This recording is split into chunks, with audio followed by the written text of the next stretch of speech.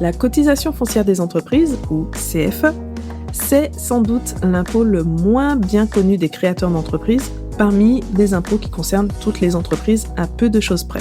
Si vous découvrez J'aime la paperasse à travers ce podcast, je suis Stéphanie Joncard, formatrice en création et gestion d'entreprise. Ma spécialité, c'est l'administratif et tout particulièrement les micro-entreprises que j'accompagne dans une formation dédiée pour apprendre à gérer l'administratif tout simplement. Donc bienvenue dans l'épisode du jour, je vous souhaite une bonne écoute.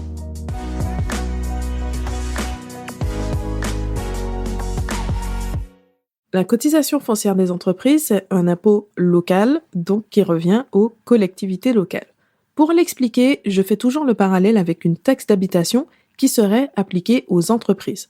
Donc, vous payez la cotisation foncière des entreprises en fonction du lieu d'implantation de votre entreprise.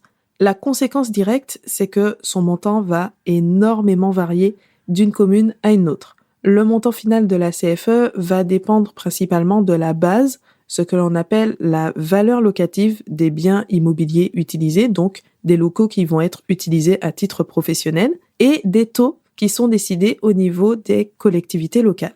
La valeur locative, c'est ce qui fait qu'un local de même surface n'aura pas du tout la même valeur selon qu'il se trouve en plein centre-ville, dans un quartier isolé, déserté, dans un secteur résidentiel, dans une zone commerciale, etc. Et il y aura encore plus d'écart potentiel entre deux villes différentes. Quant aux taux, là aussi, ils sont fixés par chaque collectivité, donc la commune ou plus généralement la communauté de communes ou communauté d'agglomération. Donc dans les grandes lignes, on va multiplier la base, donc la valeur locative, par le taux qui a été voté, et ensuite on va ajouter quelques frais annexes, comme toujours, et on obtient la cotisation à payer. Donc là, on fait abstraction pour l'instant de la taxe pour frais de chambre consulaire, ça on y reviendra un peu plus loin. Donc là, une fois que j'ai dit ça, vous vous dites peut-être que tout ça c'est bien gentil, mais si vous n'avez aucun local professionnel parce que vous travaillez à la maison ou chez vos clients, comment expliquer qu'on arrive quand même à vous calculer une CFE? Là, c'est le second cas de figure, c'est la cotisation minimale. Donc dans le cas d'une entreprise sans local, on va se baser sur l'adresse principale de votre entreprise et on va appliquer la cotisation minimale. C'est aussi ce qu'on va appliquer aux plus petites surfaces. La cotisation qu'on va calculer, donc d'après le calcul qu'on a vu dans la première partie, ne peut pas être inférieure à la cotisation minimum. Donc dans tous les cas, on va faire le calcul de cette cotisation minimum, on va comparer les deux et de toute façon, ça ne peut pas être en dessous de cette cotisation minimum. Donc, inutile de chipoter pour savoir si vous allez déclarer 1 ou 2 mètres carrés de bureau, à mesurer la longueur de votre bureau pour savoir ce que vous allez mettre dans cette fameuse déclaration initiale de CFE. Dans les deux cas, ça reviendra au même. On va revenir donc à cette notion de cotisation minimum.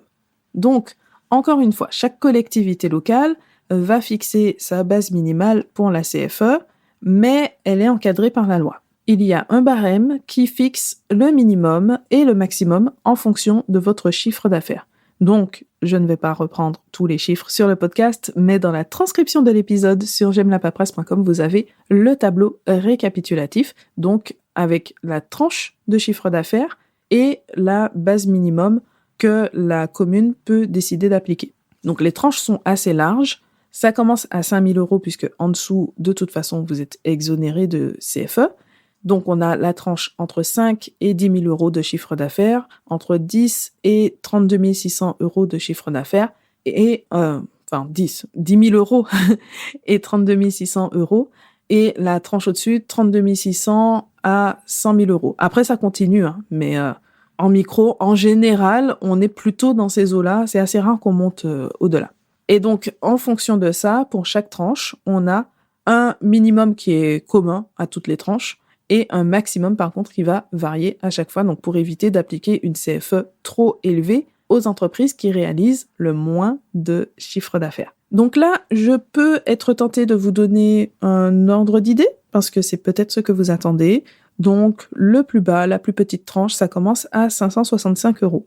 Mais si vous entendez dire que la CFE dépend du chiffre d'affaires, c'est effectivement dans ce cadre. Pour fixer la cotisation minimum, que va payer chaque entreprise. Mais ce barème, il donne le montant maximum de la base minimale de calcul. Il ne s'agit pas de la cotisation elle-même. Heureusement, la cotisation minimum en France n'est pas de 565 €, ni de 237 €. Ça définit simplement le montant de la base de calcul de la CFE. Donc ça veut dire que derrière, on va quand même avoir l'impact du taux voté par la collectivité et aussi la base minimale, puisqu'on a une tranche, mais à chaque fois, c'est la collectivité qui va décider du montant qu'elle va appliquer.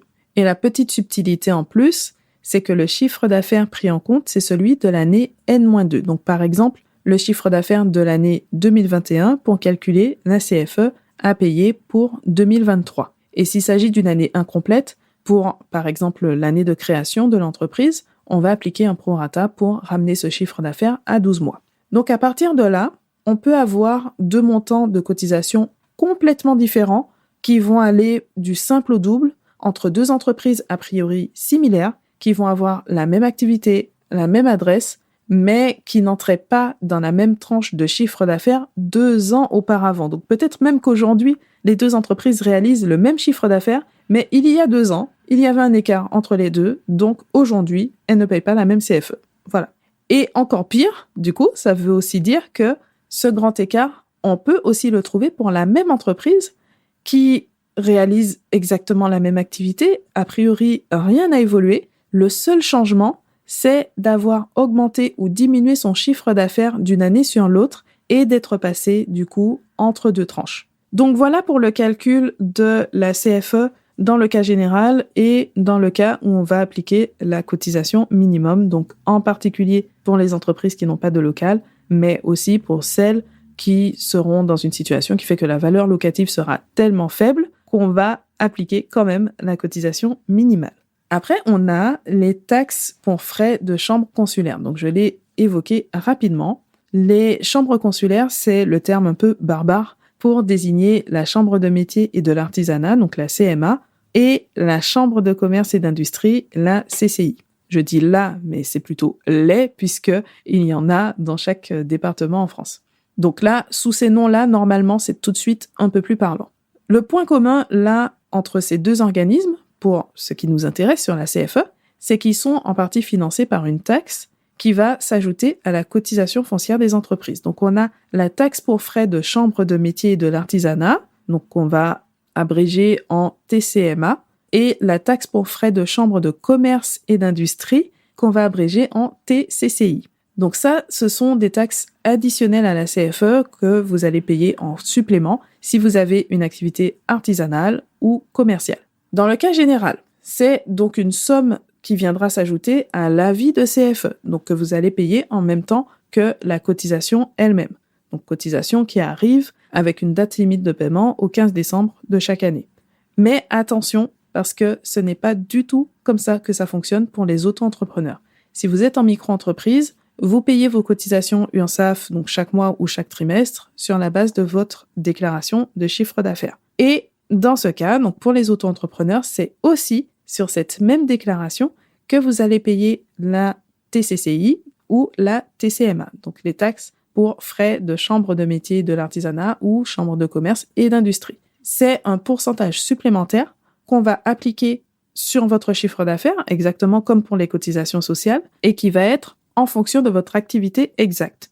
Donc, on a un taux différent selon que ce soit une activité de vente ou de prestation de services, artisanale ou commerciale, en double immatriculation, puisque certaines activités vont être à la fois artisanales et commerciales, et on a en plus des taux particuliers qui vont s'appliquer en Alsace et en Moselle. Donc tout ça, ça nous donne pas mal de taux possibles. À chaque fois, on est sur des taux faibles. On va de 0,007% à 0,48% pour le plus élevé. Et un peu plus, éventuellement, donc pour l'Alsace ou la Moselle. Donc on n'est pas sur des sommes élevées, mais c'est toujours un supplément. Donc par rapport à ce que peut représenter en général la cotisation foncière des entreprises, normalement on est sur un montant assez faible. Mais tout ça signifie aussi qu'un auto-entrepreneur n'est pas censé avoir de taxes CMA ou CCI à payer sur son avis de CFE.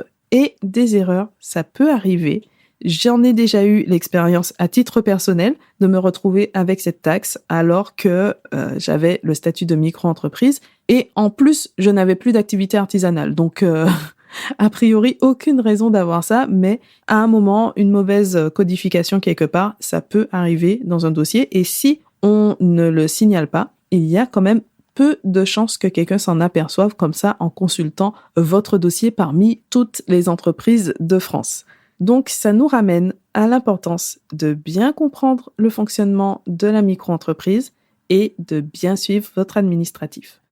Comme d'habitude, retrouvez tous les liens utiles dans la description de l'épisode sur la plateforme sur laquelle vous écoutez ou directement sur j'aimelapaperasse.com où vous avez la transcription complète de cet épisode, donc avec cette fois tous les tableaux pour avoir tous les chiffres sous les yeux, mais aussi les ressources à télécharger gratuitement et bien sûr l'information complète pour gérer l'administratif de la micro-entreprise. J'espère que cet épisode vous a plu, que vous avez appris des choses ou en tout cas que c'est utile pour vous et je vous dis à très bientôt